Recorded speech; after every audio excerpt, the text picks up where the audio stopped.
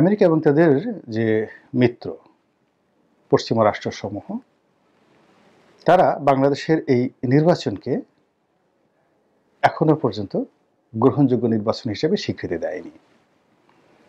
সরকারের সঙ্গে অর্থাৎ একটি দেশের সঙ্গে একটি দেশের যে সম্পর্ক থাকে, রাষ্ট্রের সঙ্গে একটি রাষ্ট্রের যে সম্পর্ক থাকে এবং দৈনন্দিন কর্মকাণ্ডগুলো চালিয়ে নেওয়ার জন্য যতটুকু সংযোগ রাখা দরকার ঠিক ততটুক রেখে আমেরিকা এবং ইউরোপ যে নড়াচড়া করছে, যে ইঙ্গিত তারা দিচ্ছে এবং যে সকল তৎপরতা চালাচ্ছে তা কেবল আওয়ামী লীগের জন্য বিপদ বিপত্তির কারণ হবে না, অনাগত দিনে পুরো দেশ এবং জাতির জন্য একটি মহাবিপদের কারণ হিসেবে দেখা যাচ্ছে। তো আমেরিকা আসলে একটা দেশ, এমন একটা দেশ তাদের শক্তিমত্তা এবং এই দেশটি স্বাধীনতা লাভের পর থেকে গ্লোবাল সুপার পাওয়ারে এমন একটা অবস্থান তৈরি করে ফেলেছে, এটি মানব জাতির ইতিহাসে অন্য কোনো জাতি গোষ্ঠীর ক্ষেত্রে ঘটেনি। হাজার বছরের ইতিহাসে যদি আপনি ধরেন, বহু পরাশক্তি এসছে। একসময় বিশেষ একেবারে প্রথম পরাশক্তি হিসেবে পারস্য আসলো, কিন্তু তাদেরকে অনেক নাস্তানাবুদ হতে হয়েছে। সেই সাইরাস দ্য গ্রেট বলেন কিংবা জার্কশেস বলেন কিংবা দারায়ুজ বলেন, পারস্য যে প্রাচীন দুনিয়াতে মানে মিশরের ফেরাউনদের জমানার আগে, কিংবা যাকে বলা হয় পৃথিবীর একেবারে প্রথম সম্রাট যার নাম সারগন, ব্যাবিলনীয় সভ্যতা এবং আশিরীয় সভ্যতার যুগে তিনি যে প্রথম ডাইনেস্টি তৈরি করে ফেলেছিলেন, তাকেও কিন্তু এবং তার পরবর্তী প্রজন্মকে বহুত দুর্ভোগ এবং দশার মধ্যে পড়তে হয়েছিল। চীনেও একটা ডাইনেস্টি তৈরি হয়েছিল, শি হুয়ানটি, প্রথম চীনের সম্রাট।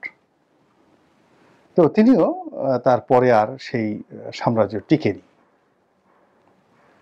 এর বাইরে চেঙ্গিস খান যে বিশাল সাম্রাজ্য গড়ে তুলেছিলেন, তো চেঙ্গিস খানের পর তার বংশধরেরা, বিশেষ করে মঙ্গু খান এবং হালাকু খান, এই তিনজন, চেঙ্গিস খান, মঙ্গু খান এবং হালাকু খান, এই তিনজন গ্রেট খান, তাদের জমানাতে ইউয়ান রাজবংশ চীন, মঙ্গোলিয়া, ইউরোপ, মধ্য এশিয়া এবং আমাদের ভারতবর্ষেও কিন্তু বিশাল প্রভাব তারা দেখিয়েছেন। তার বাইরে মধ্যপ্রাচ্য, উত্তর আফ্রিকা এবং ইরান, বিশাল এলাকাতে তারা সাকল্যে 50 বছরের মতো দাপট দেখাতে পেরেছেন। বাতুখা, জোসিখা, বাতুখা ইউরোপে তিনি অভিযান পরিচালনা করেছিলেন, তারপরে হালাকু খান, এরপরে মধ্য এশিয়াতে যারা করেছেন, সব মিলিয়ে তারা 50 বছর দাপট দেখাতে পেরেছিলেন। এরপর তাদের সেই দাপট কিন্তু থাকেনি এবং ধীরে ধীরে ধীরে ধীরে তারা যে বেইজিংয়ের সাম্রাজ্য প্রতিষ্ঠা করেছিলেন, ইউয়ান ডাইনেস্টি, এই ইউয়ান ডাইনেস্টিটা শেষ হয়ে যায়। আর মধ্যপ্রাচ্যে যে বিশাল সাম্রাজ্য ইরানে গড়ে তুলেছেন হালাকু খান, সেটিও বেশি দিন টিকে না। পরবর্তীতে সেটি অন্য একটি সাম্রাজ্যের রূপ নেয় এবং তারা সবাই মুসলিম হয়ে যায়।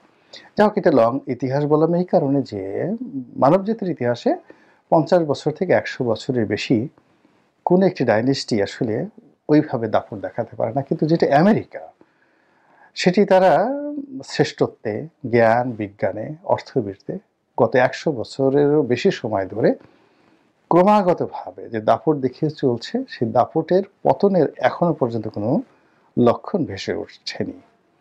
এবং তাদেরকে এই মুহূর্তে চ্যালেঞ্জ জানানোর মতো কোনো অর্থনৈতিক শক্তি পৃথিবীতে নেই। আমরা চীনকে বলি এটি আঞ্চলিক শক্তি এখনো পর্যন্ত। যদি তাদের এতই শক্তি থাকতো, তাইওয়ানকে তারা 1 ঘন্টার মধ্যে উদ্ধার করে ফেলত। রাশিয়া এটিও একটি আঞ্চলিক শক্তি।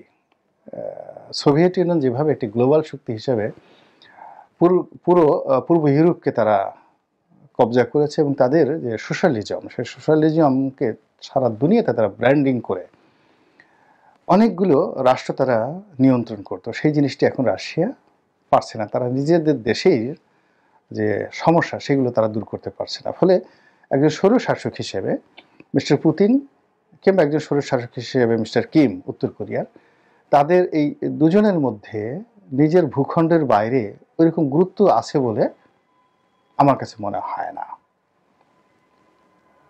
কিন্তু আমেরিকা তাদের যে গুরুত্ব, সেখানে নিজের ভূখণ্ডে তারা একেবারে সাধারণ। আপনি যদি জো বাইডেন এর কথা চিন্তা করেন, ডোনাল্ড ট্রাম্পের কথা চিন্তা করেন, বারাক ওবামার কথা চিন্তা করেন, আর আমেরিকার একজন রাস্তা ঝাড়ু দেয়, এই দুজনের মধ্যে কোনো পার্থক্য আপনি দেখতে পারবেন না আইন আদালতে, রাষ্ট্রীয় সুযোগ সুবিধা এবং নাগরিক সুযোগ সুবিধায়। এবং এটাই হলো একজন শক্তিশালী মানুষের, একটি শক্তিশালী সমাজের, শক্তিশালী পরিবারের এবং শক্তিশালী রাষ্ট্রের প্রথম পরিচয়। তারা নিজেদের মধ্যে নিজেদের স্থানে খুবই লয়াল থাকে, খুবই শান্তশিষ্ট থাকে এবং খুবই অ্যাডোরেবল থাকে, আদরণীয় থাকে। আপনি সিংহর যে ওয়াইফ বা সিংহ এবং সিংহের যে বাচ্চা, তাদের মধ্যে প্রেমময়তা দেখলে আপনি অবাক হয়ে যাবেন, কিন্তু তারা দুধর্ষ তাদের প্রতিপক্ষের নিকট। আর যে সমস্ত অসভ্য প্রাণী, অসভ্য মানুষ দুনিয়ার কোথাও পারে না, তারা এসে সমস্ত মাতব্বরি দেখায় নিজের বউয়ের সাথে, নিজের স্ত্রীর সঙ্গে এবং নিজের দুর্বল প্রতিপক্ষের সঙ্গে। তো এরকম কিং বা পুতিন তারা সবসময় প্রতিপক্ষের জন্য জম।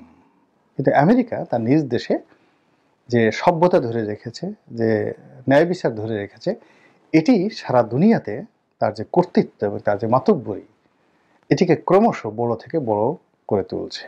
এবং এই কারণেই তাদের যে সুপার পাওয়ার, সেই সুপার পাওয়ারের যে কর্তৃত্ব, এটিকে চ্যালেঞ্জ জানানোর মতো কোনো সভ্য সমাজ, সভ্য রাষ্ট্র এখনো তৈরি হয়নি। একসময় ইংল্যান্ড ছিল, সেটা এখন বলতে গেলে আমেরিকার তাবেদার হয়ে গিয়েছে। ফ্রান্স ছিল, তারা তাবেদার হয়ে গিয়েছে। নেদারল্যান্ড ছিল, যেটাকে ওলন্দাজ বলা হতো। অর্থাৎ মধ্যযুগের পরে যেটাকে ভিক্টোরিয়ান এজ বলা হয়, সেখানে অনেকগুলো শক্তি, সেখানে পর্তুগিজরা ছিল, মানে পর্তুগাল, আজকের পর্তুগাল ছিল, ইটালি ছিল, ফ্রান্স ছিল, তারপর নেদারল্যান্ড ছিল, আর ইংল্যান্ড ছিল। এই দেশগুলো, এমনকি বেলজিয়াম, তারাও কিন্তু সাম্রাজ্যবাদী শক্তি হিসেবে সারা দুনিয়াতে দাপট দেখিয়েছে। কিন্তু তারা কেউ টিকেনি যেভাবে টিকে আছে এখন আমেরিকা।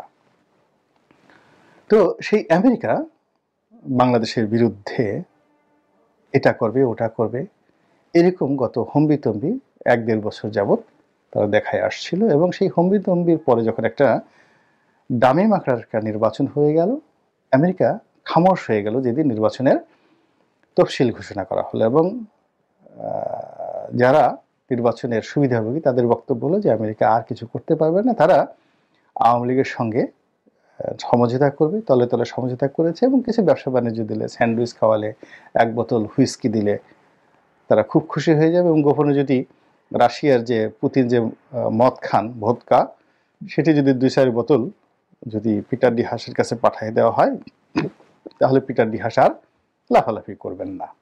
এরকম যারা সরল অঙ্ক কষে মনের আনন্দে বগল বাজাচ্ছিলেন, ডুগডুগি বাজাচ্ছিলেন, তাদের সেই ডুগডুগি এখন আজকের এই দিনে আমি যে ভিডিওটা করছি, কি অবস্থায় পৌঁছেছে, একমাত্র যারা রাষ্ট্রযন্ত্রের সাথে খুব গুরুত্বপূর্ণ জায়গাতে আছেন, অর্থ বিভাগে আছেন, ব্যাংকিং সেক্টরে আছেন, পররাষ্ট্র মন্ত্রণালয়ে আছেন, প্রতিরক্ষা মন্ত্রণালয়ে আছেন, বিচার অঙ্গনে আছেন, তারা খুব ভালো করে জানেন যে কি পরিমাণ প্রেশার এবং চাপ ধেয়ে আসছে বাংলাদেশের দিকে। এবং যখন কোনো কালবৈশাখী হয়, কোনো ঝড় হয়, ঝঞ্ঝা হয়, তখন আকাশ দেখে বোঝা যায়। তদ্রূপ বাংলাদেশের এই যে যারা বিবেকবান লোক, যদি একটু আকাশের দিকে তাকান, রাজনীতির আকাশের দিকে তাকান, অর্থনীতির আকাশের দিকে তাকান, সংস্কৃতির আকাশের দিকে তাকান, ধর্ম, কর্ম, নীতি, নৈতিকতার যে আকাশ রয়েছে সেখানে তাকান, সব জায়গায় দেখবেন যে কালো মেঘ বাসা বেঁধেছে, এবং এমনভাবে বাসা বেঁধেছে যেটি গত 100 বছরে এই বাংলার ইতিহাসে কখনো ঘটেনি। অর্থাৎ আজ থেকে 100 বছর আগে কত সাল ছিল, মানে এখন যদি 2024 হয় তাহলে কত ছিল, 1924 সন। 1924 সন থেকে এই 2024 সন পর্যন্ত আমাদের জাতীয় জীবনে কি কি ঘটেছে। 24 সনে আমরা ছিলাম ব্রিটিশ ভারতের অধীন, তারপর আমরা পাকিস্তানের অধীন হয়ে গেলাম, এরপর আমরা স্বাধীন হয়ে গেলাম। এই তিনটি ঘটনা। এর মধ্যে 24 সন থেকে এ পর্যন্ত আমাদের কয়টি নির্বাচন হয়েছে? অসংখ্য সিটি কর্পোরেশন নির্বাচন হয়েছে, তারপরে বেঙ্গল লেজিসলেটিভ অ্যাসেম্বলির নির্বাচন হয়েছে, তারপরে ভারত শাসন আইনের অধীনে দুটো নির্বাচন হয়েছে, অবিভক্ত বাংলার দুটো নির্বাচন হয়েছে। এরপরে পাকিস্তান জমানায় অনেকগুলো নির্বাচন হয়েছে, জাতীয় এবং আঞ্চলিক। তো সবগুলোর ইতিহাস আপনি পর্যালোচনা করে দেখেন, দামি কাণ্ডে যা ঘটেছে এইরকম ঘটনা কখনো ঘটেনি। এবং প্রকৃতির যে আইন, সে আইন হলো প্রতিটি ক্রিয়ারই একটা সমান প্রতিক্রিয়া রয়েছে। যে আমি কথা বলছি, আমার জিহ্বা নড়াচড়া করছে, কণ্ঠনালী কাঁপছে, এবং ভিতর থেকে একটা শব্দ বেরোচ্ছে, আর এই শব্দ এটা আবার আপনাদের কর্ণকুহরে গিয়ে প্রতিক্রিয়া সৃষ্টি করছে, এবং কান থেকে সোজা মস্তিষ্কে চলে যাচ্ছে, মস্তিষ্ক থেকে মনে চলে যাচ্ছে, এবং যে কথাগুলো পছন্দ হচ্ছে অটোমেটিক্যালি মন এবং মস্তিষ্ক এবং শরীর তিন জায়গাতে 3 ডাইমেনশনালি এগুলো রেকর্ড হয়ে যাচ্ছে। It's a law of justice, it's a law of nature. আর এই যে কথাগুলো বলছি, আপনার শরীরের মধ্যে ত্রিমাত্রিক যে রেকর্ড, তার বাইরে আবার বায়ুমণ্ডলে এটা পার্মানেন্ট, কিয়ামত পর্যন্ত এটি রেকর্ড হয়ে থাকবে। আর আমি যে কথাগুলো বলছি, এই কথাগুলো, এই যে দেখুন আমি হাত দিয়ে দেখাচ্ছি, আমার এখানে একটা ছোট তাবিজের মতো আছে, এখানে আবার রেকর্ড হয়ে আছে, কিয়ামতের দিন এটি আল্লাহ রাব্বুল আলামিন খুলে তার সামনে এটি রাখা হবে। তো কাজেই এখানে কোনো কিছুই হারিয়ে যায় না। তো ডামিতে যা কিছু হয়েছে, একটা সিঙ্গেল জিনিস হারাবে না।